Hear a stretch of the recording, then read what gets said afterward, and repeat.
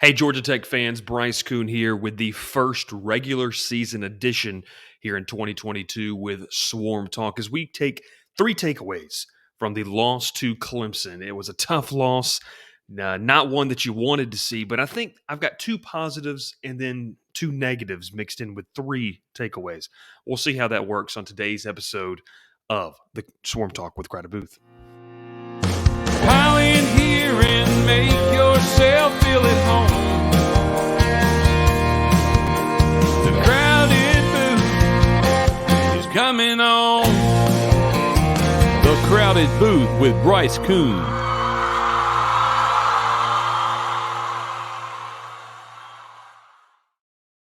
Happy Tuesday, everybody. As Georgia Tech fans awoke from a late night at Mercedes-Benz, myself did not get home until 2:45 in the morning. So that's why this episode's coming out a little bit later here on Tuesday. But man, it is college football's back, and the Jackets and the Tigers capped off a fantastic weekend of college football.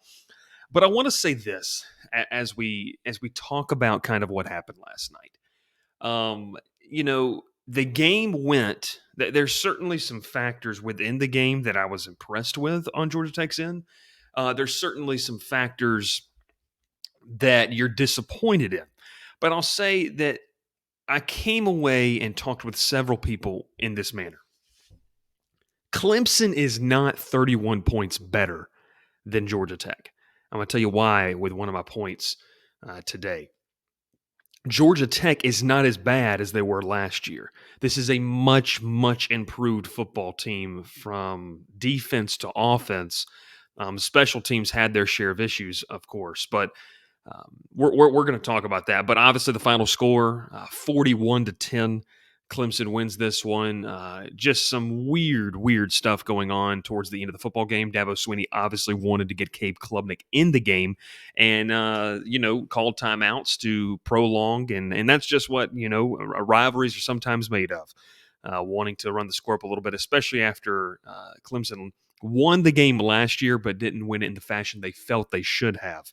So we're going to talk about that, and we're going to talk a little more. But, hey, listen, head over to Section 103. Let them know that you are a big fan of what they have going on. It's obviously the best Georgia Tech gear that you're going to find on the market. Look, we all know the bookstore struggles with their Adidas gear, but you want something that is comfortable. It's got the ATL logo, the letter mark there. It's fantastic stuff. St. John Days wears it, as you see right there.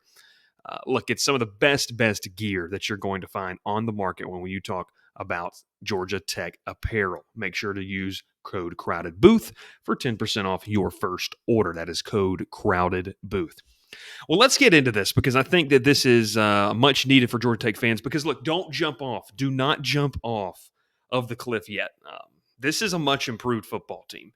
And I said this is my thought. I didn't know how much it would show in the record column, but they are better. They are way better. And the biggest thing for me, and it was the biggest concern you heard in an episode a couple weeks ago, and they proved me wrong, was the defense showed massive improvement. All three levels. We went into the season, we felt like, having watched fall camp, that the linebacking core was going to be a strength, and they did. Charlie Thomas, up until he was lost for the game with his ejection after the targeting call, was the leading tackler at the time with 9 tackles. Ace Ely was captaining the defense very well. The pass rush, Keon White had a pair of sacks. As I look right here, I've got the stats right here in front of me, the final stats. Keon White, 2 sacks. There was pressure constantly in the face of DJ Uiagalelei the entire time. And I think it begs the question of, okay, was Clemson's offense that good? Now, listen, Clemson's offensive line is average at best. But Georgia Tech did what they had to do. The front seven is massively better than they were last year, just as a cohesiveness. Micaiah Scott was really good. Noah Collins looked very good. Kyle Kennard, Sylvain looked very good. As a unit, they played very well.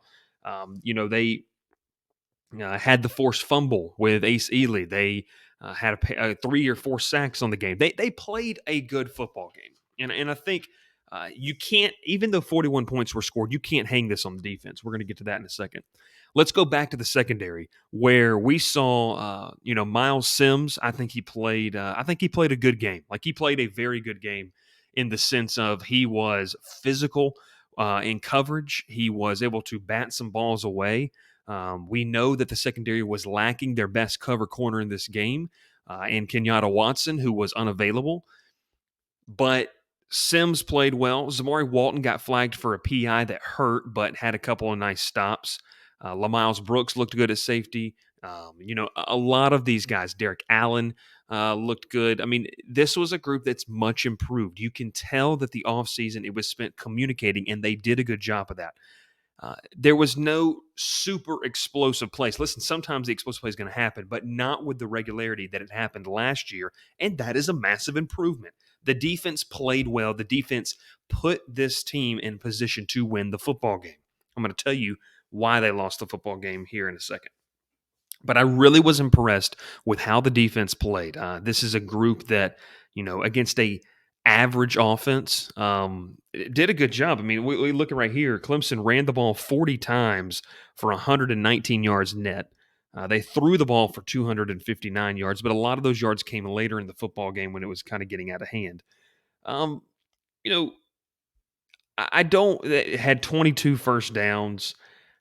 This is a game where it kind of just felt like Georgia Tech's defense continued to keep them in the football game. 14-3 at halftime. I'm sure a lot of you would have taken that. And so I'm not hurt that it didn't happen like that. Jordan, or I should not, I almost said Jordan Shipley. Throw me back to the Texas wide receiver.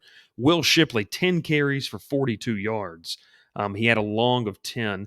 He had the highest average per carry of 4.2 yards per carry. So, they did a good job of with Pace and Maffa of corralling it. And that is what I said. It had to happen. It had to happen. If you joined us in our pregame Twitter space over, you can follow me at Bryce_Koon. You heard that's what I said around 4 o'clock yesterday. It had to happen. And it happened in this game. There was no big long runs. The longest run of the night was a 10-yarder, or I should say a 12-yarder from DJ. In the passing game, I felt like they did a really, really good job of, not allowing the massive play downfield. There were a couple of shots. The longest pass was from DJ, 29 yards. That was more when the game was well in hand. I think as a group, this Georgia Tech defense rose to the occasion. They knew this is what they knew, and we've talked a lot about this. They knew going into the game that the offense was going to struggle.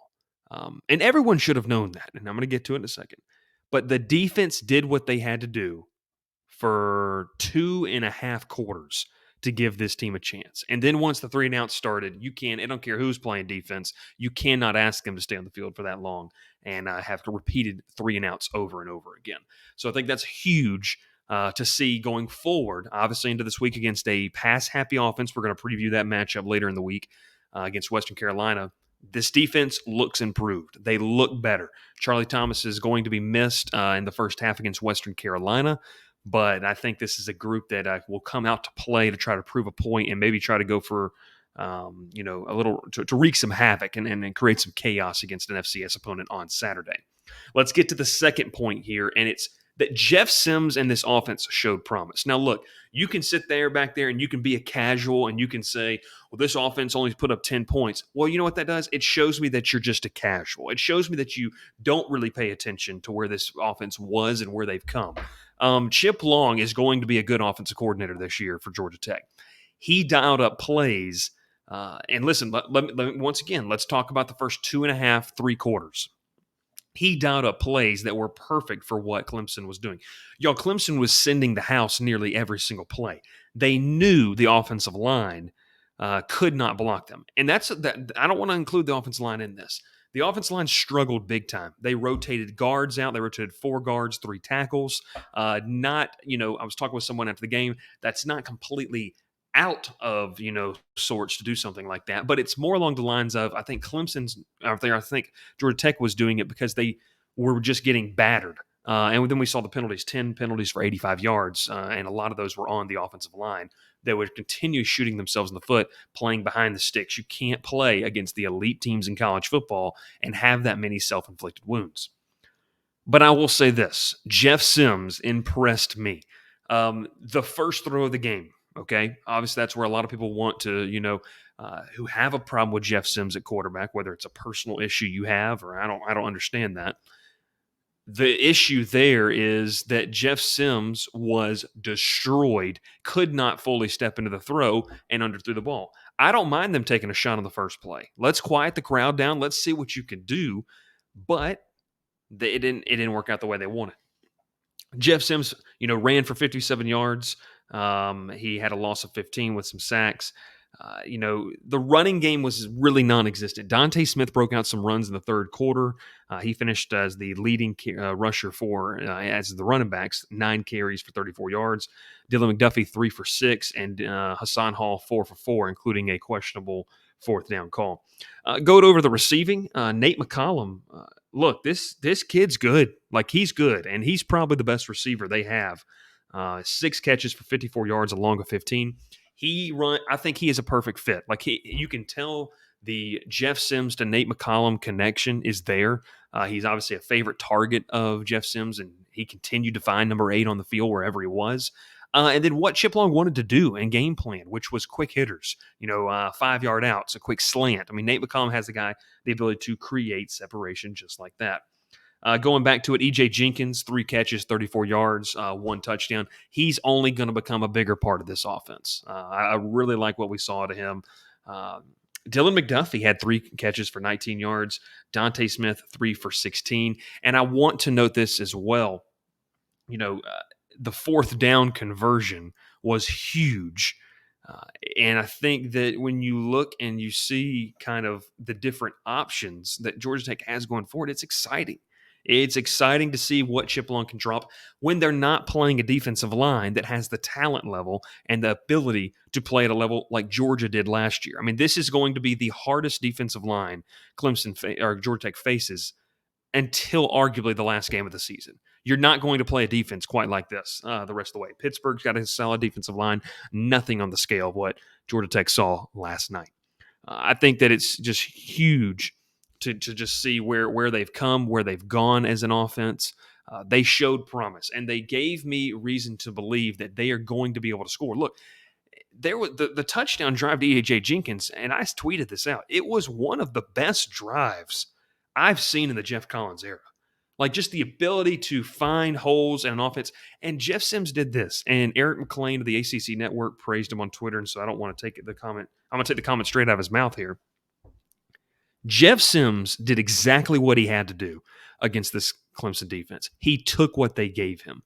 5-yard out, 7-yard slant, 8-yard corner route. I mean, there were certain things that he did and then made plays with his feet. I mean, he evaded a couple would-be sacks against an offensive line. But the difference is when things broke down last year, we saw him try to force it into windows. He had way fewer, in my opinion, questionable throws than we've seen the previous 2 years. That is the maturation we wanted to see under Chris Weinke, and I think we saw that last night. I think it's poised for this offense to make some noise as they get more comfortable, but the offensive line play has got to improve as well. All right, so we took 2 positives, and then now I'm going to get my negative takeaway, which is kind of a twofold thing. We don't need to spend a lot of time on one of the 2, but here we go. Special teams and time management were a disaster last night. 2 blocked punts, I would be willing to put some money down on if that happens again in a game for Georgia Tech this year, which led to Clemson having the short field twice, which begs more question. I think the defense did a great job because you all saw it. They held strong, and they were just put in so many different tough situations. But the real thing here that I want to talk about is obviously special teams was questionable. Jude Kelly misses a 50-yarder. 50-yarder is not an easy field goal to kick, but he did hit the 45-yarder. But it's the time management. And this is where I think Georgia Tech is with this. We've talked about the defense showing improvement. We've talked about Jeff Sims in the offense looking better last night against the circumstances they were against. But this is where I have the question. Whether you believe it or not, and if you don't believe it, it just shows that you're a casual that hasn't paid attention to college football. Jeff Collins and his staff have done a good job of increasing the talent level each year on Georgia Tech's roster. They really have. This past year, they did a great job of going into the portal, and we already saw some names that have shown up in a big way, especially a guy like E.J. Jenkins, just bringing in guys that can make plays. But where Georgia Tech lost this game was the game day management by Geoff Collins. It was atrocious. It was bad. It was awful. And I think when you go back to this game and it's 14-10 in the third quarter, obviously there were some momentum plays that Clemson captured.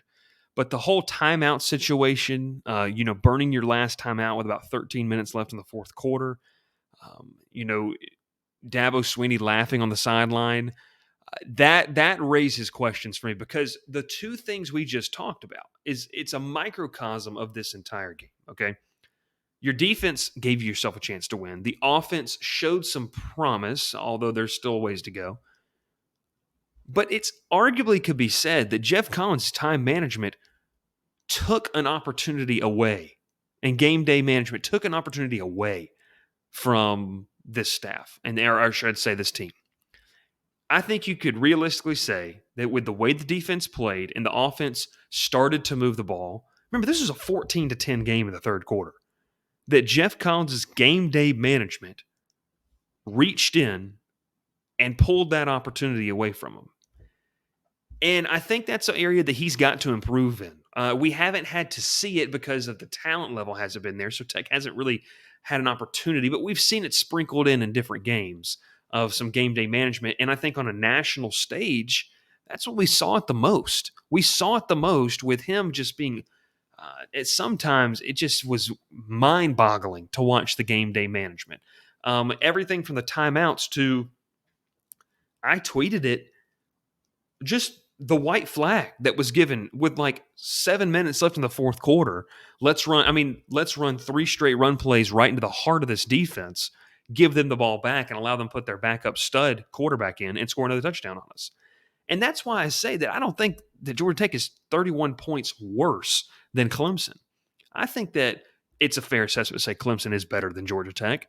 That's why I wouldn't have hammered the 23.5 point spread and wouldn't have taken the points with Clemson because I didn't believe it. And I think that this game was further proof you shouldn't have. Geoff Collins allowed this game to get out of hand for whatever reason. The last 2 drives offensively that Georgia Tech had, I don't understand it. I don't get it. The questions you can watch in the press conference do not make a lot of sense. Or I should say the answers to those questions.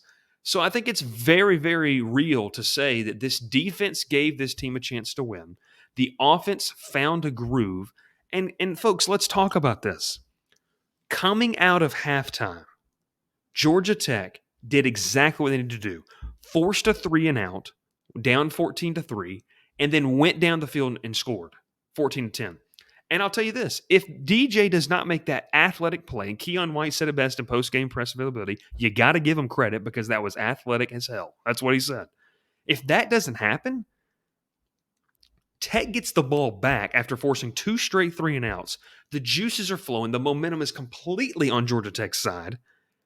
And so that's leads me to believe that 41-10 is not an accurate representation of how this game went. Now, Clemson has a lot of things to work on. They are not a top 5 team in the country. But Georgia Tech played this game very, very well. And Geoff Collins' time management, the timeouts, and the lack of creative play calling in the end where it just seemingly laid down. And then on the other side, Dabo Swinney said, no, we're going for style points. We're going for style points. And I don't blame Dabo for doing that, knowing how weak the conference is and knowing that you have to put on paper the most impressive results to get looks at the playoff committee if you do drop a game later in the season. Because a 41-10 win at Georgia Tech to the casual person in November is going to look a lot different than if it was 24-13. Georgia Tech is a better football team than last year, and that's where I'll wrap it up. They're a better football team than last year. The only thing that is going to get in their way is the lack of time management and game day management from Geoff Collins. Defense is good. The offense showed improvement. When you look at this schedule, and I was talking with someone this, and I truly believe this, I do not believe that there is a unwinnable game on this schedule. Now, with what we've seen through week 1, now teams are going to evolve, teams are going to get better or worse until the last game of the season against Georgia. Outside of that game, you have a chance to be competitive in all of those. You get Ole Miss at home, that's going to be a big plus. UCF on the road. I mean, you go play like you did against Clemson. Is UCF better than Clemson? I don't know. We'll see. Pitt, is not the same team they were last year. And I keep saying this, but you've got to win the week.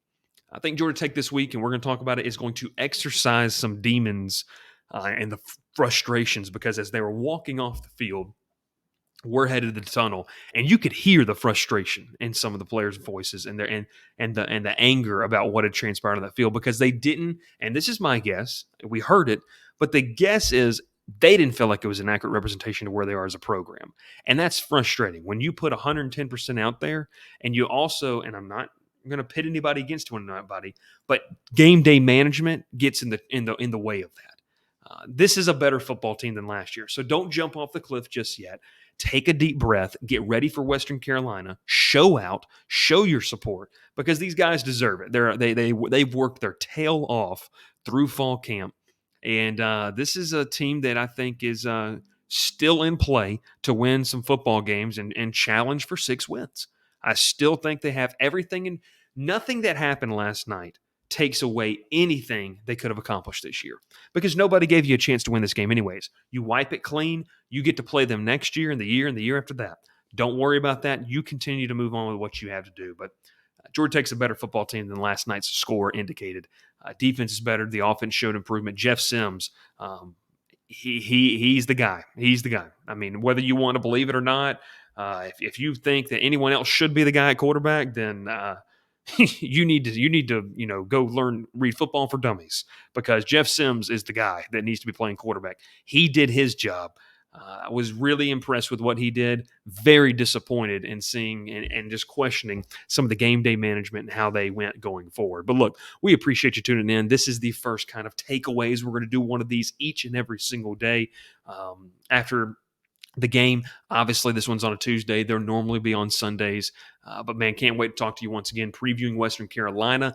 Hey, and also, we're going to be running this little bit of a promo too. But, look, all we need you to do, we have a lot of tickets to give away for the Western Carolina-Georgia Tech game this Saturday. What I need you to do is I just need you to follow, like, subscribe to the channel. Let me know you did in the comments down below. If you do, you're going to be entered in to win tickets, free tickets to this weekend's game to support the Jackets at Bobby Dodd Stadium, a night kickoff, the first actual home game of the year, and experience Yellow Jacket Alley, all of the great traditions that Georgia Tech has. And I'm going to be there. It's going to be a ton of fun. So make sure to do that. Subscribe and let me know in the comments below. And what we'll do is we'll draw some names, and you might win 2 free tickets, or however many tickets you need, to this game. Can't wait to talk to you. We will be talking soon. Make sure to subscribe to the channel, and thanks for watching once again. Pile in here and make yourself feel at home. The crowded booth is coming on. The Crowded Booth with Bryce Koon.